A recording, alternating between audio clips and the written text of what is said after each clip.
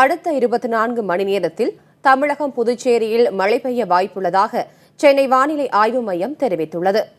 தென் தமிழகம் குமரிக்கரை பகுதியில் வளிமண்டலத்தில் மேலடுக்கு சுழற்சி நிலவுவதாக வானிலை ஆய்வு மைய இயக்குநர் பாலச்சந்திரன் தெரிவித்துள்ளார்.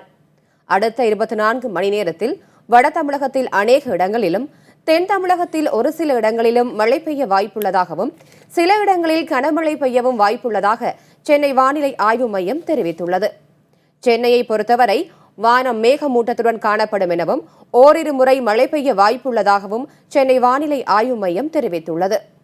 கடந்த 24 மணி நேரத்தில் அதிகபட்சமாக மன்னார்குடியில் 12 சென்டிமீட்டர் மழையும் உத்திரமேரூர் வாணியம்பாடியில் 11 சென்டிமீட்டர் மழையும் பதிவாகியுள்ளது. தென் தமிழகம் மற்றும் குமரிக்கரை ஒட்டியுள்ள பகுதியில் வளிமண்டலத்தில் மேலடுக்கு சுழற்சி நிலவுகிறது. இதன் காரணமாக கடந்த 24 மணி நேரத்தில் தமிழகத்தில் அநேக இடங்களில் பரவலாக மழை பெய்துள்ளது. ஒரு சில இடங்களில் கனமழையும் பெய்துள்ளது. அடுத்து வரும் 24 மணி நேரத்தை பொறுத்தவரையில்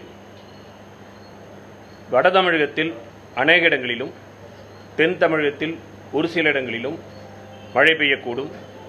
ஓரிரு இடங்களில் கனமழை இருக்கக்கூடும்.